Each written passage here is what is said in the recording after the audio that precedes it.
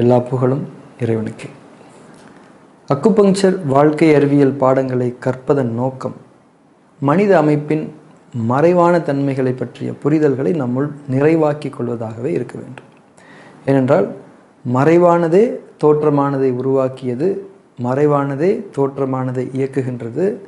மறைவான தன்மைகளின் ஞானங்களை கொண்டு தோற்றமானவற்றின் ஒழுங்குகளை நாம் பேண முடியும் என்ற அக்குபங்க்சர் வாழ்க்கை அறிவியலின் அடிப்படை புரிதல்களை நாம் பெற்றுக்கொண்டவர்களாக இருக்கின்றோம். உயிரும் மனமும் உடலும் ஒரு மனிதனின் அடிப்படை அமைப்புகளாக இருக்கின்றன. இது நம்முடைய இருப்பை பற்றிய விழிப்புணர்வை கொண்டு நாம் உணர்ந்திருக்கக்கூடிய உண்மைகளாகும். நம்முடைய உயிர் என்பது மறைவான தன்மையில் நம்முள் இருக்கக்கூடிய அனைத்து இயக்கங்களுக்கும் ஆதாரமான ஒரு ஆற்றலாக இருக்கின்றது. உடல் என்பது அந்த உயிரின் ஆற்றலை பெற்று இயக்கம் பெறக்கூடிய தோற்றமான ஒரு பரு அமைப்பாக இருக்கின்றது. நம்முடைய பரு உடலை பொறுத்தவரை அது நல்ல முறையில் இயங்க உயிராற்றல் மட்டுமே போதுமானது. நம்முடைய பரு உடல் நிறைவான ஆரோக்கியத்தில் இருப்பதற்கும் இயங்குவதற்கும் உயிராற்றலை தவிர வேறு எதுவுமே தேவையில்லை. நம் அனைவருக்குள்ளும் உயிர் இருக்கின்றது, நம் அனைவருக்கும் உடல் இருக்கின்றது. நம்முடைய பரு உடலில் உயிராற்றலானது பாய்ந்து கொண்டுதான் இருக்கின்றது. அப்படி இருக்கையில் நம் அனைவரின் உடல் ஆரோக்கியமும் நல்ல முறையில் ஒரே மாதிரியாகத்தான் இருக்க வேண்டும். ஆனால் மனிதர்களின் உடல் ஆரோக்கிய நிலை அப்படி இருப்பதில்லையே. ஒவ்வொருவரும் ஒவ்வொரு விதமான ஆரோக்கிய தன்மைகள் தானே இருக்கின்றோம். நாமே எல்லா நேரங்களிலும் ஒரே மாதிரியான ஆரோக்கிய நிலையில் இருப்பதில்லையே. அப்படியெனில் நம்முடைய உயிருக்கும் நம்முடைய பரு உடலுக்கும் இடையே நடுவே இருக்கக்கூடிய ஏதோ ஒன்றுதான் உடலில் பாயும் உயிராற்றலின் அளவையும் தரத்தையும் தீர்மானித்து கொண்டிருக்கின்றது என்ற புரிதலுக்கு நாம் எளிதாக வர முடியும் தானே. அது அப்படித்தான் இருக்கிறது. அந்த ஒன்றையே நாம் மனம் என்று சொல்லுகின்றோம். நம்முடைய மனமே நம்முடைய பரு உடலுக்கான உயிராற்றலின் தரத்தையும் அளவையும் தீர்மானித்து அதன் ஆரோக்கியத்தை தீர்மானித்து கொண்டிருக்கின்றது. நம்முடைய மனமே நாம் படைக்கப்பட்டிருக்கக்கூடிய அமைப்பின் மையம். நம்முடைய மனதில் நல்ல உணர்வுகளும் எண்ணங்களும் இருக்கும்போது மனதை வந்தடையும் உயிரின் தூய்மையான ஆற்றலானது அதே தூய்மையுடனும் தரத்துடனும் மனதை கடந்து முழுமையாக உடலுக்கு சென்று பரவும். ஆனால் மனம் கெட்ட உணர்ச்சிகளுக்கும் எண்ணங்களுக்கும் இடம் தந்திருக்கும்போது அந்த கெட்ட சக்திகள், அதாவது அந்த கெட்ட எண்ணங்கள் உயிரின் தூய்மையான ஆற்றலை கரைப்படுத்தி அதன் தரத்தையும் அளவையும் குறைக்கும். கரைபட்டு குறைந்து போன உயிரின் ஆற்றலே பருவுடலை அடையும். தூய்மையும் நிறைவும் கொண்ட உயிராற்றல் உடலை அடையும் போதும் மனதின் கெட்ட குணங்களால், மனதின் அந்த கரைகளால் குறைபட்ட உயிராற்றல் உடலை அடையும் போதும் ஏற்படக்கூடிய மாற்றங்கள் நிச்சயமாக ஒன்றாக இருக்காது என்பதை நாம் இயல்பாகவே அறிந்து கொள்ள முடியும். பரு உடலுக்கான உயிராற்றலின் தன்மை நம்முடைய மனதால் தீர்மானமாகக்கூடிய விதியும் தன்மையும் இதுதான் என்பதை இந்த இடத்தில் நாம் அனைவரும் அறிந்து கொள்ள வேண்டும். மனதின் கெட்ட எண்ணங்களால் குறைபட்ட நிலையில் உயிராற்றல் பரு உடலை அடையும் போது உடலின் இயக்க பணிகளில், அதாவது நம்முடைய உடலின் அன்றாட பராமரிப்பு பணிகளில் குறைபாடுகளும் கோளாறுகளும் ஏற்படும். இந்த நிலையே நோய் நிலையாகும். அந்த வகையிலே நோய்கள் அனைத்திற்குமான மூல காரணம் நம்முடைய பரு உடலில் இல்லை, மனதில்தான் இருந்து கொண்டிருக்கிறது என்பதை நாம் விளங்கிக் கொள்ள வேண்டும்.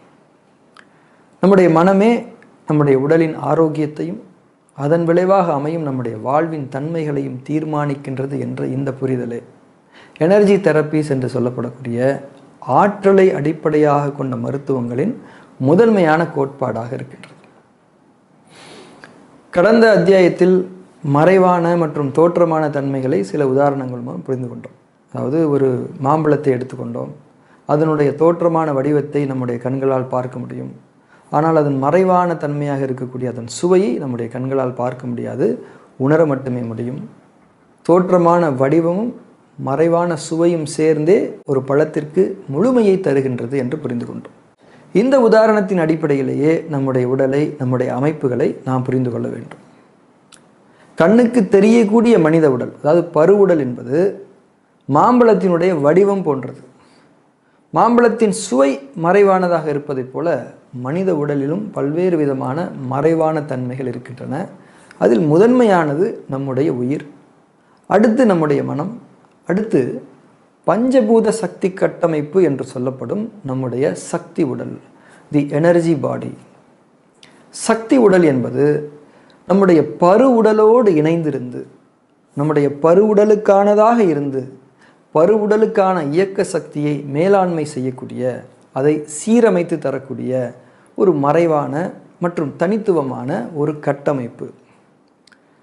எளிமையாக புரிந்து கொள்ள வேண்டுமெனில், நம்முடைய மனதை கடந்து உயிராற்றல் பரு உடலை அடைகின்றது என்று புரிந்து கொண்டோம் அல்லவா? மனதை கடந்து பரு உடலுக்காக வெளிப்படும் அந்த ஆற்றலுக்கும் பரு உடலுக்கும் இடையே ஒரு பாலமாக இருப்பது தான் சக்தி உடல் என்பதை நாம் விளங்கிக் கொள்ள வேண்டும். இந்த சக்தி உடல் என்பது பல்வேறு சிறப்பு நோக்கங்களை கொண்ட ஒரு தனித்துவமான அமைப்பாக நம்முடைய இறைவனால் படைக்கப்பட்டிருக்கின்றது. அக்குபங்சர் மருத்துவ அறிவியலின் ஒவ்வொரு புரிதலும் இந்த சக்தி உடலை மையப்படுத்தியதாகவே தான் இருக்கும்.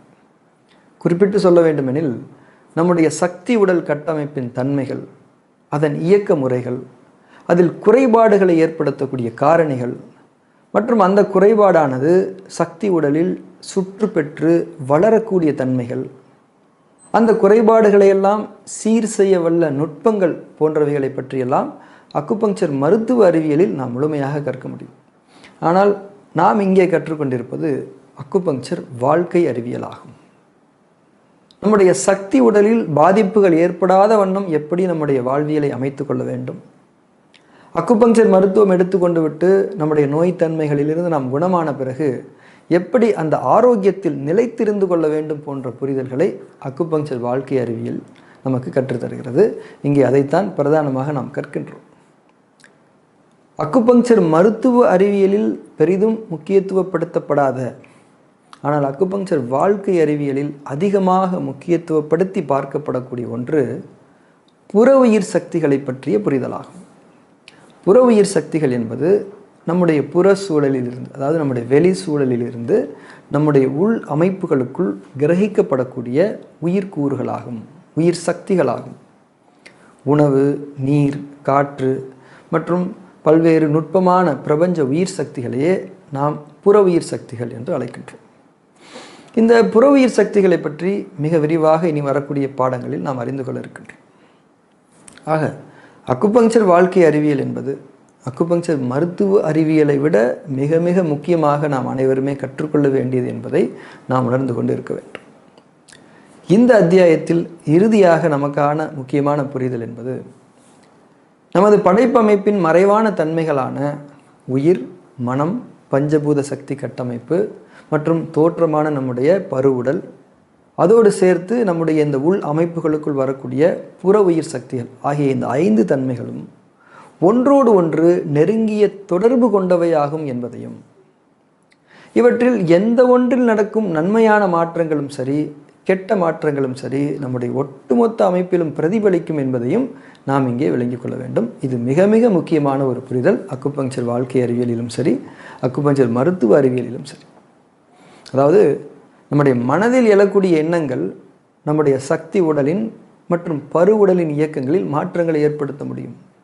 அதே போல் நம்முடைய புற உலகின் தட்பவெப்ப சூழல்களும் நாம் உண்ணக்கூடிய உணவுகளும் நம்முடைய உடலிலும், அதாவது நம்முடைய பரு உடலிலும் சக்தி உடலிலும், ஏன் நம்முடைய மனதிலுமே கூட தாக்கங்களை ஏற்படுத்த முடியும் என்பதை நாம் புரிந்து கொள்ள வேண்டும். ஆக நம்முடைய படைப்பமைப்பில் எங்கு நன்மையான மாற்றங்களை நிகழ்த்தினாலும் நமக்கு நிச்சயமாக நன்மை உண்டு. அதே போல் எங்கு கெட்ட மாற்றங்கள் நிகழ்ந்தாலும், அதாவது ஒரு உணவு சரியாக ஜீரணமாகாமல் போனாலும் அது நம்முடைய பிற அமைப்புகளில் கெட்ட தாக்கங்களை ஏற்படுத்த முடியும். இதில் நாம் குறிப்பாக புரிந்து கொள்ள வேண்டியது, நம்முடைய படைப்பு அமைப்புகளில் மிகவும் சக்தி மிக்கது நம்முடைய மனம். நம்முடைய மனம் எனும் சக்திமிக்க தளத்தில் நிகழ்த்தப்படும் மாற்றங்கள் நம்முடைய ஒட்டுமொத்த அமைப்பிலும் மிக உறுதியான தாக்கங்களை, விளைவுகளை ஏற்படுத்தும் என்பதைத்தான். அந்த வகையில் இந்த அக்குபங்சர் வாழ்க்கை அறிவியலுடைய கற்றல்கள் என்பது எங்கு மாற்றங்களை நிகழ்த்தினால் ஒட்டுமொத்த அமைப்பிலும் உறுதியாக பிரதிபலித்து நிலைக்குமோ அங்கு நன்மையான மாற்றங்களை ஏற்படுத்துகின்றது. அதாவது அக்குபங்சர் வாழ்க்கை அறிவியல் கற்றல்கள் என்பது நம்முடைய மனதில் நன்மையான புரிதல்களையும் மேன்மையான ஞானங்களையும் விதைத்து நம்முடைய ஒட்டுமொத்த அமைப்பிலும் ஆரோக்கியத்தையும் நிறைவையும் தெளிவையும் உறுதியாக ஏற்படுத்த வல்லது என்பதை நாம் உணர்ந்து கொண்டவர்களாக இந்த அத்தியாயத்தினுடைய கற்றல்களை நிறைவு செய்து கொள்ளலாம். அடுத்தடுத்த பாடங்களுக்காக பொறுமையுடன் காத்திருப்போம். ஞானம் மிக்கோனாகிய நம் இறைவனிடமிருந்து இன்னும் இன்னும் விளக்கமான உயர்வான ஞானங்கள் நமக்காக சரியான நேரத்தில் உண்டு. எல்லா புகழும் இறைவனுக்கே.